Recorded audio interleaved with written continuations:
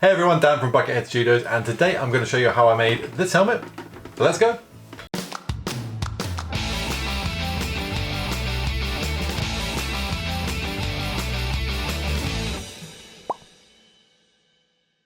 So this one is of course the Yellow Ranger from Mighty Morphin Power Rangers, or Kyōryū Sentai Zyuranger.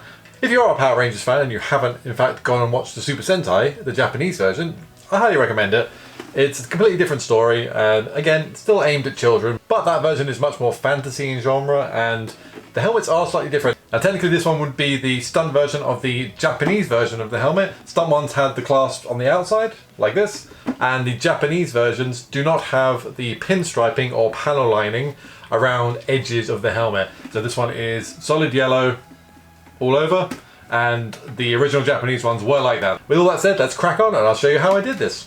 Now this one started out life as a 3D print. Now I do have a 3D printer and I have printed helmets before. However, with this one, because it was going to be such a smooth finish on it, I wanted a very clean, pristine finish. I decided to buy a print that would be printed all in one, so I didn't have to fix loads of messy seam lines. This one I bought from Spandex Clad Hero off Etsy in the UK. I've since been talking with Andros, who runs that channel, and I even did a new logo for him, but he does fantastic prints at fantastic prices, especially if you're in the UK.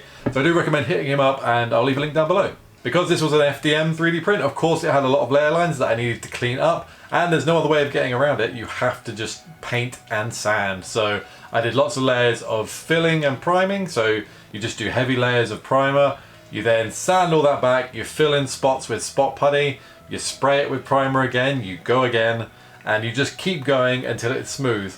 Usually what I do is that I pre-sand the whole thing first before applying any paint, just to knock down some of those layer lines, and then start with filler primer.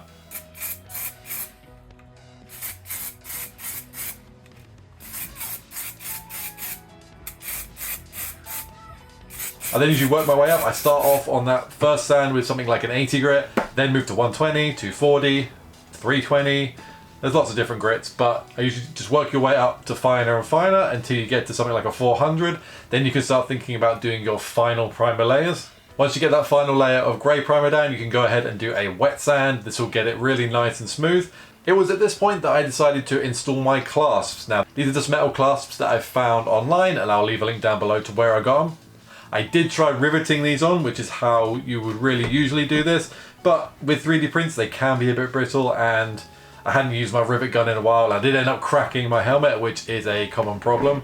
So in the end I just went with screws and bolts that just held it together nicely. You totally still can do the rivets, but if you dial in the settings and maybe use a washer on the inside so you don't crack the helmet. Now this helmet, obviously the base colour is yellow. Now yellow is usually a very transparent pigment to work with. It usually doesn't cover very well. So what you want to do usually with a yellow is give it a nice bright undercoat. So for this, I painted it white. I use the same white that I do on all my Stormtrooper helmets, which is just a Rust-Oleum matte white. Cover everything in the white, and then we get ready for the yellow. Again, between all these coats, it's good to just sand, and even if it's just with a high grit, so like we could do the white and then do maybe like an 800 just to knock down some of that paint texture, and then you get a really good surface going forward for your top coats. After a bit of research, I found the yellow that I wanted. This is a Montana Black brand, and the colour is Kicking Yellow. So if you want to follow along and get the colour that I got, that's what it is. I got some nice coverage with this can, and it went on beautifully. Now I did spray on a bit of a moist day. I think it was quite foggy out. It was fairly cold. Winter here in the UK is fairly cold. So it did take a little while to dry this one, I will say. It was still tacky after a couple of days, but best thing you can do in that situation is just be very, very patient. Leave it. If it's going to dry, it will dry. So I left it for a week or two, I think, just to make sure that paint had really hardened, and it turned out fine in the end.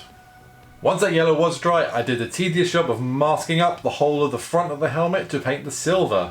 This I then painted with a Rust-Oleum metallic chrome. This gave a lovely nice silver. It's never a full chrome, but then the ones on the show aren't incredibly shiny, they are just a silver colour.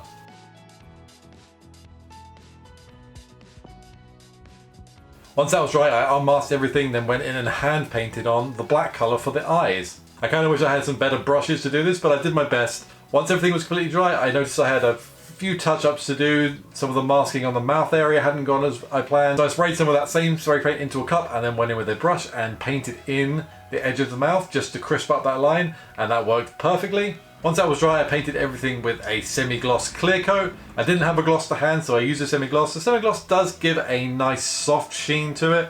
In my opinion, you could use either. In future, I may try out a gloss on a different helmet.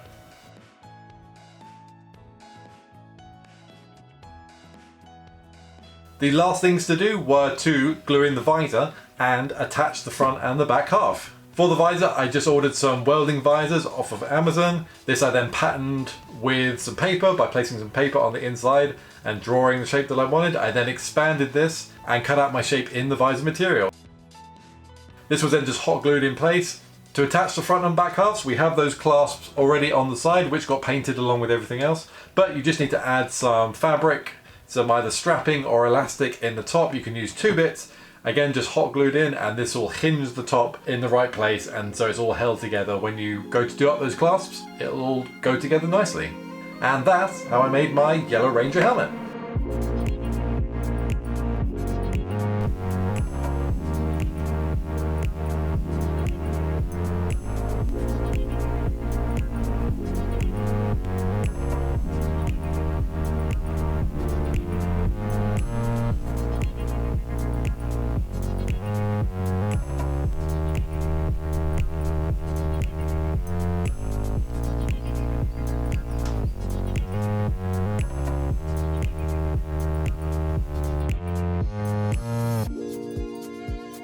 So there we go, guys. I hope you enjoyed following along with this build.